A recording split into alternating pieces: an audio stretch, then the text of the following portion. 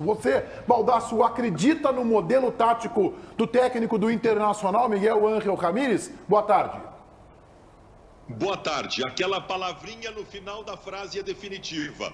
Com ajustes. Eu acredito sim.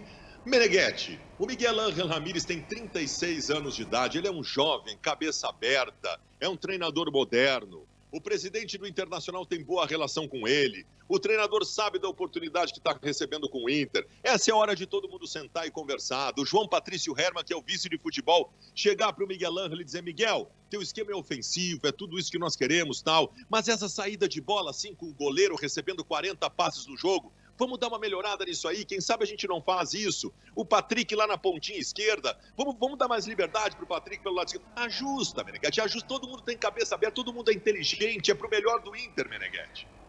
Wagner Martins. Sensacional, o Baldasso é sensacional, cara. Ele passa um dia, demora um dia, né? Demora 24 horas a pancada do Grenal. E aí depois ele já vem mais leve, ele já tá fazendo um carinho já no Miguel Ramírez. Dá para notar isso, tá claro para vocês isso, claro, né? Claro. Tá claro que ele já vem fazendo um carinho. Então, o JB, o documento aquele do divórcio, vamos dar uma segurada. Porque ele não vai assinar o divórcio. Ele não vai, Vamos tratar como antigamente se dizia um disquite. Tinha o processo do disquite. Ele não vai assinar o divórcio, ele já tá amaciando a carne. Era aquela história de tinha 2 anos até separação, Isso, aí 2 sim. anos até divórcio. Isso aí é o Baldasso. O Baldasso agora tá no processo de separação. No caso dele, 2 anos são 2 semanas. Não. O Baldasso é Nada na vida do Baldasso é tão longo assim. 2 anos pro Baldasso é como 150 anos pra nós. Quantos anos o Baldasso já tá com a Munique? Porque tá recorde. Não, é recorde. É um período... Fala, Baldasso.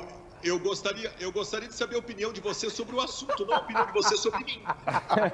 A gente tem que falar mal de ti, Baldasso. Se a gente não falar mal de ti, perde a graça. Tu acha que tu tá aqui todos os dias pra quê? Pra gente conseguir fazer bullying contigo assim, todos os dias. Os caras começaram, eu sei que vai ter esse debate aí sobre a base ser melhor, sobre não sei o que ser pior, não sei o que. Aí os caras começam a ficar me mandando no privado, dizendo: JB, rebate o Baldasso, porque critica, dá um pau. Eu falei: cara, se eu ficar rebatendo toda a declaração que não tem coerência do Baldasso, a gente vai passar o dono da bola aqui falando só sobre isso. O César Cidade Dias voltaria amanhã ao programa e ao 90 Minutos na Rádio Bandeirantes, mas pediu postergação das férias. Só volta em maio. Dia 2 de maio que ele volta. 2 de maio. Vaguinha, opina. Tá, eu vou opinar. Eu acho que precisa de ajustes, tá?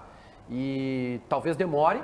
Essa é a notícia que eu tenho para dar. Talvez demore porque...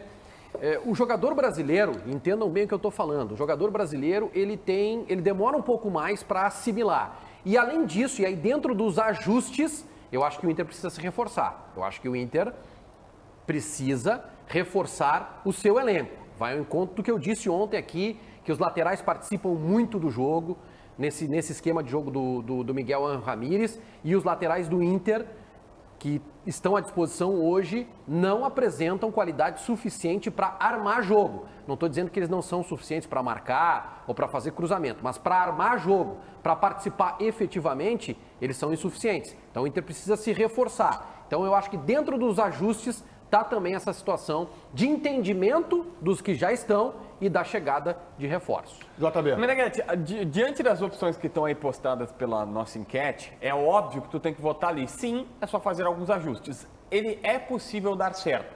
Mas aí tem algumas questões que eu preciso separar. E eu entendo, não dá para colocar 22 opções da enquete. Mas dentro desses sim ajustes, tem coisas que são entendíveis, que são defensáveis, tem outras que não.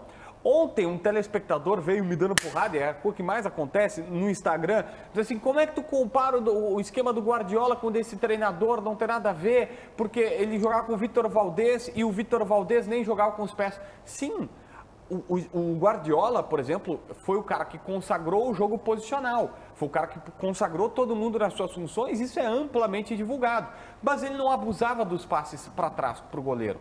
Isso é indefensável. Isso não pode acontecer. Como é indefensável o Maurício na ponta direita. Então, eu sou o cara que pretendo dar muito tempo, porque eu gostaria muito que esse novo jeito de jogar fosse implantado no Brasil e coisas novas venham para cá, que a gente não fique só na retranca, que a gente não fique... Beleza, apesar que tem retranca lá, o Mourinho faz as suas retrancas que dá vontade de torcer o pescoço dele. Mas tudo bem, vamos lá. E ganhou com a Inter de Milão. Agora, tem o lado que a gente quer ajuste, que é melhora, e tem o lado que é indefensável.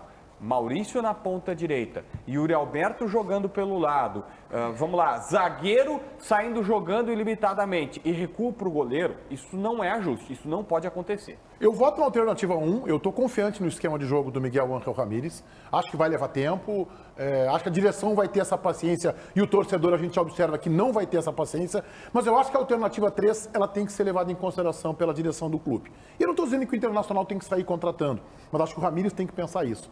Porque no esquema dele, os laterais não são jogadores que têm a missão de ir à linha de fundo. Eles têm que entrar em diagonal e ajudar os meias que ele tem, no caso hoje Edenilson e Praxedes, a construir as jogadas de ataque. E o Internacional, neste momento, não tem esses jogadores. Eu acho que o Saravia saberá fazer isso. Acho que o Saravia terá a condição de entrar pelo meio. O Heitor tem mais que o Rodinei, mas aí o time perde na qualidade defensiva. O Heitor, por exemplo, no Grenal, na questão da marcação, ele foi vulnerável e acabou comprometendo. O Moisés é um jogador de muita força física, né? Um jogador que vai à linha de fundo, que faz a dobradinha com o Patrick na linha de fundo, que marca bem atrás, mas ele não tem este perfil, esta habilidade, este refinamento para entrar em diagonal pelo meio, como, por exemplo, o Jorge Jesus fazia no Flamengo, com o Rafinha pela direita e principalmente com o Felipe Luiz, que jogava muitas vezes muito mais como um meio-campista pela esquerda do que como um lateral que vai à linha de fundo. O Inter não tem esse perfil. Ou o Internacional pega o Léo Borges e efetiva. Por isso que eu insisto tanto na possibilidade e na necessidade que o clube tem de contratar um lateral esquerdo. Com o Saravia e fixando o Léo Borges. Assim, ó, vamos dar ao menino sequência. Assim como será dado ao Ramírez, vamos dar ao Léo Borges. Eu acho que ele sim pode ter condições de se afirmar na posição e entregar isso que o Ramírez precisa. Fala, Baldasso.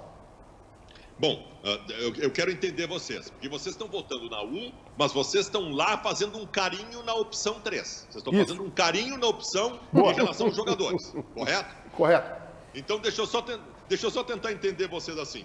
Vocês estão falando bastante dos laterais. Se vocês ficarem só nisso, nós até podemos nos entender. Agora, eu não posso daqui a pouco achar que eu tenho problema com um grupo de jogadores para que o time funcione, tendo o meio-campo para frente que esteve no Grenal com Dourado, Praxedes, Edenilson, Maurício, Patrick e Yuri. E no banco eu tinha Palácios, eu tinha Caio Vidal e eu tinha Paulo Guerreiro. Eu não posso, e Thiago Galhardo. Eu não posso achar que eu tenho problema de qualidade de grupo. Tá bem? Nós estamos falando, só para entender você, nós estamos falando então das características dos laterais. Porque se ficar só nisso, talvez eu até esteja de acordo. Cara, eu estou falando, desculpa, JB, eu estou falando, na minha opinião, da característica de uma posição que no esquema do Ramírez é fundamental, que é a entrada dos laterais em diagonal pelo meio. O lateral dele não costuma ir à linha de fundo, especificamente de característica. E eu falei de reforços porque eu entendo que, apesar de bons jogadores, para esse esquema que o Inter contratou, de um técnico que o Inter foi buscar para escalar, eu imagino que a direção do Inter soubesse, né, do esquema preferido do treinador. Eu acho que ele tem que até encontrar uma alternativa para isso, um esquema diferente, mas eu vejo que precisa se reforçar, porque os jogadores que estão aí não são das funções que o técnico pretende colocá-los para desempenhar. É isso. Eu não vejo o Praxedes como meia esquerda, eu vejo o Praxedes como um segundo volante, um cara que pode ocupar o lado direito do campo, cortando para dentro. Eu não vejo o Maurício como ponteiro direito. Aí tá um detalhe interessante, porque o Maurício como meia esquerda funcionou